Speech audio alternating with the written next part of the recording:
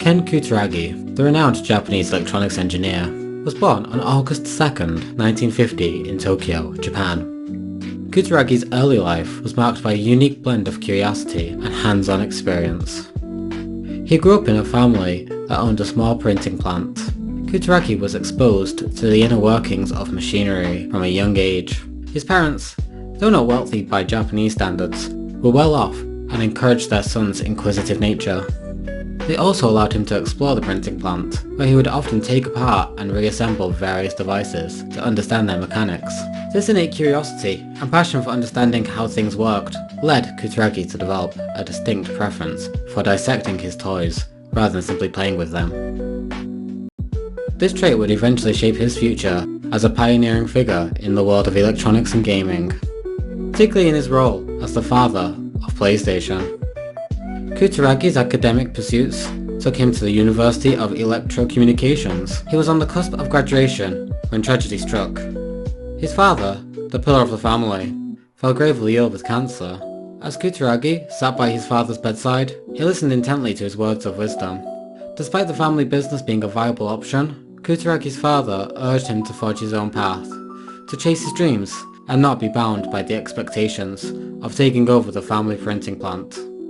With a newfound sense of purpose, Kutaragi refocused on his studies, and upon graduation, he set his sights on one company that could help him realize his ambitions: Sony. After graduation, Kutaragi joined Sony's digital research labs, where he immersed himself in learning every aspect of the organization. Kutaragi's insatiable curiosity and drive to innovate soon caught the attention of his peers and superiors. Kutaragi's expertise in LCD displays and digital cameras had begun to shine. His tireless efforts and unwavering dedication to push the boundaries of technology did not go unnoticed. Kutaragi's passion and motivation were palpable, and he quickly established himself as a rising shine within Sony's ranks. The stage was set for Kutaragi to make a lasting impact on the world of technology, and his journey was only just beginning. As Sony continued to explore the world of personal computers, they began collaborating with other Japanese companies to develop a new standard, the MSX. Ken Kutaragi, being the curious and innovative individual that he was, had taken an interest in the new technology. He decided to purchase an MSX system as a gift for his daughter. He was eager to introduce her to the world of computing. While selecting the MSX system, Kutaragi's attention was drawn to another project on the shelves: the Famicom. The Famicom was an affordable games console that had been gaining popularity in Japan. Intrigued by the competition, Kutaragi decided to purchase both the MSX and the Famicom. He presented both systems to his daughter, allowing her to choose which one she preferred. He expected her to default to the more advanced system. Kutaragi was taken aback when he observed his daughter's preference for the humble Famicom over the more advanced MSX PC.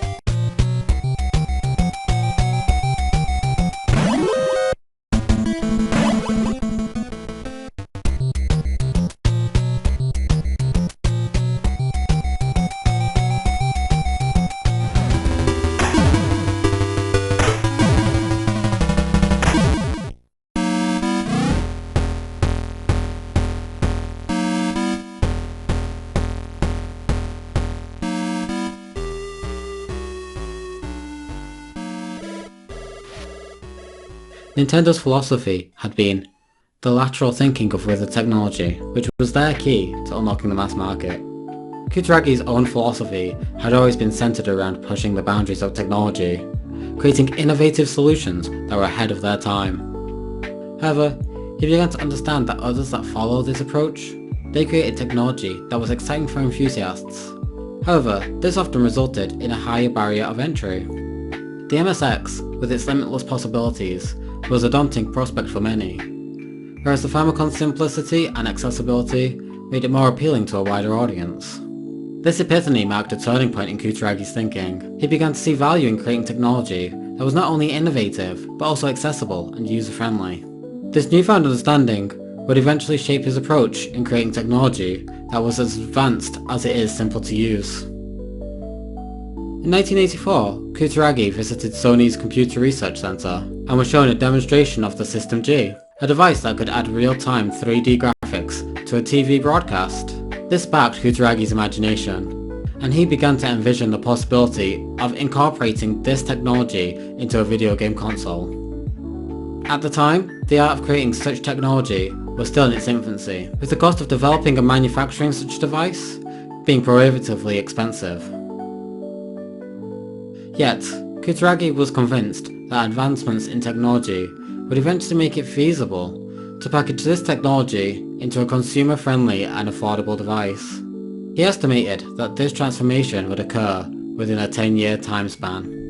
Kutaragi knew that to manifest his aspirations, he would need to forge connections and deepen his understanding of the console world.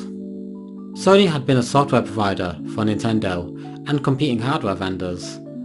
Sony had published many titles on the MSX systems in Japan. Additionally, Sony ImageSoft, a Californian-based subsidiary, would work on titles for the NES. However, despite these collaborations, Sony had yet to work with Nintendo on hardware development. Kutaragi was presented with a golden opportunity when he received an invitation to a meeting with Nintendo. He knew that this was his chance to make his aspirations a reality. However, throughout the meeting, Kutaragi struggled to find a way to contribute with Sony's expertise. He searched high and low for any way that Sony could offer something that Nintendo would find valuable. The meeting between Sony and Nintendo took an unexpected twist, as Nintendo unveiled their plans for a successor to the Famicom. However, they had not finalized their hardware plans and needed a revolutionary audio chip. Seizing the opportunity, Kutaragi proposed a collaboration, offering to have Sony's audio department contribute to the development of an audio chipset for the Super Famicom. This partnership would prove to be a significant one, as the audio chipset developed by Sony would become a key selling point for the Super Famicom, and would pave the way for further collaboration between the two companies. However, the leaders of Sony were far from pleased with Kutaragi's proposal. They had a strong reputation as a high-end electronics manufacturer. The idea of creating audio chipsets for a children's console was seen as beneath them, and they refused to give Kutaragi the green light. The statement, "We are not in the business of creating toys for children," was a clear reflection of Sony's disdain for the gaming industry at the time. They did not want to be associated with something as frivolous and childish as video games. Kutaragi remained undeterred by the rejection from his superiors. He believed that their lack of vision and imagination was preventing them from seeing the true potential of the video game industry. He saw video games not as a fleeting fad or a mere children's toy, but as a major form of entertainment, one that had the potential to captivate audiences of all ages. Kutaragi didn't want to create a system that was only for games. He wanted to revolutionize the way that people interacted with technology. He saw a future where these systems would be the centerpiece of the living room, a hub of entertainment that would bring people together. He envisioned a world where adults would gather around the TV, controllers in hand, and engage in immersive, interactive experiences that would rival movies and music. Knowing that his superiors didn't share his vision, Kutaragi had to be strategic in his approach. He began working on the project in secret, trying to avoid detection and keep his efforts under the radar. He assembled a small team of like-minded individuals who shared his passion and vision, and together they worked tirelessly to bring the project to life. However, the board of directors at Sony eventually found out about Ken Kutaragi's work on the Super Famicom, and they were not pleased. They decided that he was to be removed from the company. Not only had he signed a deal with Nintendo without their approval, but he had also disobeyed their orders. This was a grave mistake, and the room was in uproar. But just as the situation seemed dire, Norio Oga, the president of Sony, entered the room. Like a guardian angel, he calmly asked what all the commotion was about. Upon hearing of Kutaragi's work on the Super Famicom, Oga decided to give an ear to Kutaragi's vision. Kutaragi came clean to Oga, admitting that he had indeed signed a deal with Nintendo and had already developed a sound chip for them. He emphasized the significance of this opportunity and the potential for growth and innovation in the gaming industry. Oga recognized the rebellious passion in Kutaragi, possibly reminding him of his own rebellious attitude that had given him the opportunity to work and thrive at Sony. Oga decided to take a risk. He saw the potential in Kutaragi's vision and believed that it could be a major opportunity for the company. And so he decided to support Kutaragi's efforts and allow him to continue his work on the Super Famicom. Even before the release of the Super Famicom, Ken Kutaragi had already set his sights on the next big improvement he wanted to see on Nintendo's console. He recognised that Nintendo was still using cartridges, which were slow and expensive to manufacture, and didn't offer much in storage space. The CD format, he believed, was the future of gaming. Nintendo also saw that the future of gaming was in the disc-based format, and decided to work with Sony on 2 CD projects. The first was a CD add-on for the Super Famicom, and the second was a standalone console designed and produced by Sony with the CD capabilities built in. The Nintendo PlayStation. Kutaragi was thrilled to see that his dreams were slowly becoming a reality. His next step was to bring the technology originally seen in the System G to the next Nintendo console. He saw the potential for true 3D gaming to reach the mainstream, and he was determined to make it happen.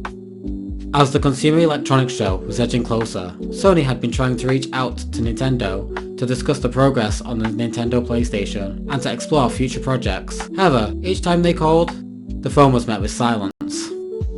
There were rumours that Nintendo had started working with Philips on a CD add-on for their console. This would have been a major blow to Sony's partnership with Nintendo. Sony began to question Nintendo's lack of communication regarding the Nintendo PlayStation project. Perhaps Nintendo was just too busy preparing for the partnership reveal at CES. After all, Sony had a contract with Nintendo, and they were confident that their agreement was solid. As Sony took the stage at CES to announce their partnership with Nintendo, they were met with excitement from the crowd. But little did they know, Nintendo had a surprise of their own in store. And the very next day, Nintendo took the stage and revealed a shocking truth. The Famicom CD add-on would be developed by Philips, not by Sony. The crowd was left in stunned silence, and Sony was left reeling from the unexpected news. The announcement had left the company's reputation tarnished, and many were left questioning Sony's credibility. There had been articles about the possible PlayStation partnership, and how Sony was planning to take Nintendo over from the inside. Nintendo took a closer look at the contract. They had realised they were giving up too much control and too much of the profits to Sony. The contract was parasitic to Nintendo, and so Nintendo decided to send a clear message to Sony. They would not be taken advantage of. The move was a bold one and would have far-reaching consequences for both companies. The announcement was a devastating blow to Kutaragi's career and reputation. Not only had his dream of creating a revolutionary gaming console been crushed, but his job was now at risk. Sony's executives were furious about the loss of Nintendo's partnership and the millions of dollars that had been invested in research and development. The public humiliation at the hands of Nintendo was the final nail in the coffin. Sony's reputation had been damaged, and the company was now a laughingstock. It seemed that Kutaragi's career was over. But Kutaragi was not one to give up easily. He had always been a passionate and driven individual, and he was determined to prove himself once again. He knew that he had to act quickly to salvage his reputation and convince Sony's executives that he still had a role to play in the company. Kutaragi decided to take a bold step and propose a new idea to Sony's executives. He suggested that the company use the technology and expertise that they had developed for the Nintendo PlayStation to create a new console, one that would be owned and controlled by Sony. It was a high-risk proposal, but Kutaragi was convinced that it was the right move. He believed that Sony had the talent and resources to create a successful gaming console, and he was willing to stake his career on it. Kutaragi's charisma and persuasive abilities were put to the test, as he stood before Oga, trying to convince him to reconsider Sony's exit from the gaming business. Oga had been skeptical, but Kutaragi's passion and conviction were infectious. Kutaragi's words painted a vivid picture of the potential that lay before them. He spoke of the System G, a hardware technology that could render real-time 3D graphics, and how it would be ready for consumer appliances in just 2 years. Imagine a console that can deliver graphics and gameplay that surpasses anything Nintendo can offer, he said. We can create a system that will leave them in the dust and establish Sony as a major player in the gaming industry. Oga was taken aback by Kutaragi's confidence and enthusiasm. He had always known that Kutaragi was a talented engineer, but he had never seen him so passionate about a project. "Alright, Kutaragi," Oga said finally. "I'll give you the green light to pursue this project, but I want you to know that this is a high-risk venture. If it fails, it will be a disaster for Sony." Kutaragi's face lit up with a triumphant smile. "I understand, sir," he said, "but I'm willing to take that risk. I'm convinced that we can create something truly revolutionary, and I'm willing to stake my career on it." Oga told Kutaragi to pursue his dreams of creating a games console. However, Oga knew that the main Sony offices were not the right place for Kutaragi's project. The company's conservative culture and risk-averse approach would stifle Kutaragi's creativity and ambition. So Oga made a bold decision. He moved Kutaragi to Sony Music, a department that was known for its creative and outlandish ideas. Sony Music was a different world from the main Sony offices. The atmosphere was more relaxed, and the people were more open to new and innovative ideas. Kutaragi was thrilled to be surrounded by like-minded individuals who shared his passion for music and technology. Shigeru Maruyama, the CEO of Sony Music, was particularly interested in Kutaragi's idea of a game console. Maruyama was a music lover and a gamer, and he saw the potential for a game console that could bring music and games together in new and exciting ways. His office was a testament to his love of gaming. Famicons were scattered throughout the waiting room, and Maruyama would often play games with his artists and employees during breaks. He was fascinated by the idea of creating a console that could tap into the creative energy of the music industry. "What kind of games do you envision? How will it integrate with our music business?" Kutaragi was thrilled to have Maruyama's attention. He poured his heart and soul into explaining his vision for the console, and Maruyama listened intently, asking questions and offering suggestions. As the meeting came to a close, Maruyama smiled and nodded. "I like your idea, Kutaragi. Let's make it happen."